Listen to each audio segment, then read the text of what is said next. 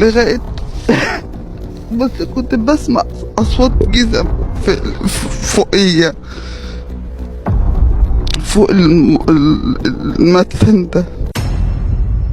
عارف لما الغدر بيجيلك من أقرب الناس ليك بتعيش في صدمة مدى الحياة. تعال احكي لك قصة مرعبة شوية، هي بصراحة مرعبة شويتين. الست اللي في الصورة دي اسمها أميمة. الست أميمة دي كانت في آخر سنة ليها في التمريض، خلصت ونزلت شغل، وهنا اتعرفت على واحد كان ساعتها في تانية جامعة، وهنا أميمة حبته وقررت اللي هي تتجوزه. أهلها في الوقت ده قالوا لها ده أصغر منك وكمان ده فاشل. قالت لهم أنا برضك بحبه. راحوا هما قايلين لها لو انت خدتيه لا تعرفينا ولا نعرفك. المهم خلفت اوامر اهلها، وهنا ما سمعتش الكلام، وفعلا اتجوزته وخلفت منه 4 اولاد، 3 صبيان وبنت واحده. الست أميمة طبعا ممرضه زي ما انا قلت لكم في الاول، وجوزها ده اللي هي خدته على حب اقنعها اللي هي تسافر السعوديه وتشتغل وتبعت له من هناك فلوس، لانه ولا بيشتغل ولا حتى خلص دراسته في الكليه اصلا، بقاله 7 سنين لسه في رابعه جامعه. هنا الست أميمة سافرت وفضلت 7 سنين في الغربة في السعودية، ما عملتش أي حاجة غير وديعة على حياتها ب4 مليون جنيه، وكان هو ساعتها واخد فلوسها أول بأول.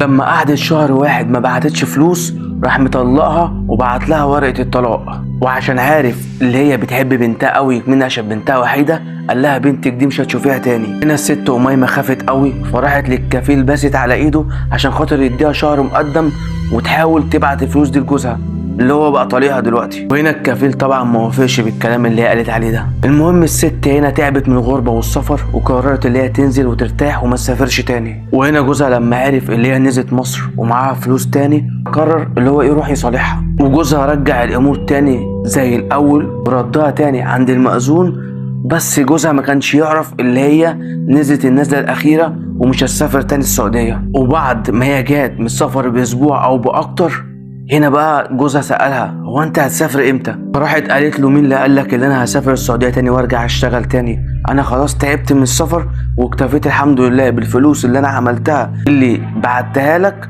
وخلاص، والحمد لله على كده، عشان نحاول نعمل اي مشروع للاولاد ونبقى كلنا مع بعض هنا. فراح مزعق لها وقال لها لازم تسافري تاني، ده فلوس الشغل بره حلوه عن هنا، انت ما ينفعيش تقعدي في مصر، وكمان عشان انت بتأمني مستقبل العيال ومستقبلنا. هي سمعت الكلام ده منه وبرضك رفضت تماما انها تطلع تتغرب تاني وتتبهدل. فراح جوزها قال لها براحتك يا روحي شويه، وجوزها راح جايب لها كوبايه عصير. فهي في اللحظه دي فرحت قوي وخدت منه كوبايه العصير وشربتها وقالت ده بس ده ما اتقمص زي كل مره، والحمد لله اللي هو استوعب كلامي ووافق اللي انا هستقر هنا في مصر. وهنا الست أميمة بعد ما شربت العصير ب10 دقايق لقت دماغها تقيله ومدروخه وما فاقتش غير وهي في القبر. ايوه ما فاقتش وهي غير في القبر.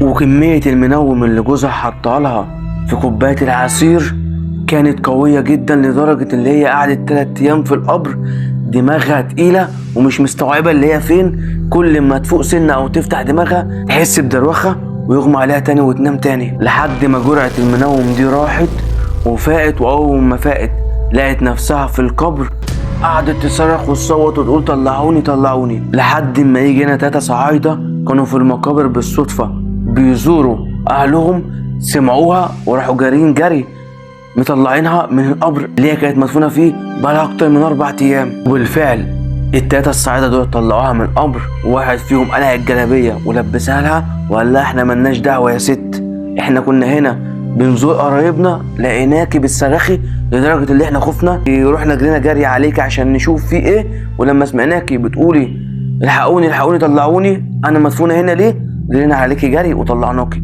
فاحنا ملناش دعوه باي حاجه، سيرتنا ما تجيش ولا في سين ولا في جيم. وهنا الست لبست الجلابيه وروحت تاني البيت. فاول ما دخلت البيت بتخبط جوزها ساعتها بيفتح لها الباب، وجوزها في الوقت ده كان قاعد مع اخوه، فاخوه بص لها كده وهم بصوا لها كده واستغربوا. واول ما اخو جوزها شافها قال لها يخرب بيتك انت ما بتموتيش ولا ايه؟ وهم في اللحظه دي برضك ما اكتفوش، راح اخو جوزها مسك فازه مديها على دماغها لحد ما دروخها برضك ووقعها تاني، راحت فاقده الوعي ومسكوها لفوها في شوال وطلعوا بيها على حته مقطوعه. وهاتك يا تعذيب ومش عارف ليه اساسا كل الكره والضغينه دي من نواحي الست دي. المهم وهي في المكان المقطوع ده لما فاقت برضك فضلوا يعذبوها تاني، وهنا قالوا لها لو انت عايزه تعيشي تسمعي الكلام اللي احنا هنقولك لانك انت كده كده في نظر الحكومه ميته. قالت لهم ماشي انا هعمل اللي انتوا عايزينه بس من غير ما حد يأذيني او حد يموتني. هنا راحوا واخدينها تاني في سكوت وركبوها العربيه وراحوا واخدينها حابسينها في بدرون البيت. وبدرون البيت ده كان اوضتين معمولين تحت البيت خالص، تحت الدور الارضي حتى، ومكانش حد يعرف بالكلام ده. وفضلت 4 سنين في البدروم ده عمالين يعذبوا فيها، لدرجه لما جوزها كان بيضربها بالسلكه او بيضربها باي حاجه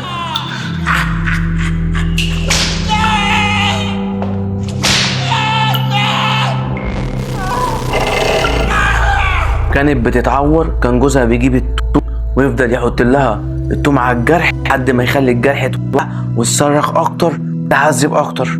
يشاء القدر ويجي بنت كانت بتلعب فوق وقع منها حد، وقعت في البدرون فنزلت بنتها من تحت خالص، سمعت صوت حد بتبص كده من تحت حبة الباب لقت امها، فقعدت مخبطه على ايه ده يا ماما انت عايشه عايشه. وانتهى راح الجري مبلغه الحكومه والحكومه بالفعل طلعوها. بس الغريب بقى ان الست لما طلعت اتفاجئت اللي هي متهمه بتهمتين. التهمه الاولى تزوير شهاده الوفاه، وهنا المحكمه جابت لها 10 سنين والحكم كان ابتدائي واتلغى في النقد، اللي هي كانت واخده فلوس من حد ومضى على نفسها شيكات، والحد ده قدم الشيكات في المحكمه وخدت على الشيكات حكم، وربنا كرمها ساعتها هنا وخدت براءه.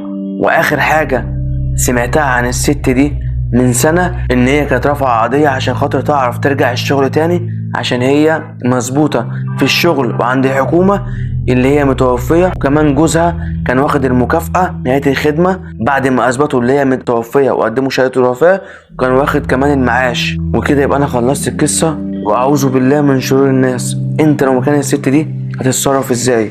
واللي اول مره يتفرج عليا يا ريت ينزل يشترك في القناه بتاعتي عشان يوصله كل جديد، واللي متابعني ما تنساش تعمل لايكك الجميل وتنزل تكتب كومنتك الجميل.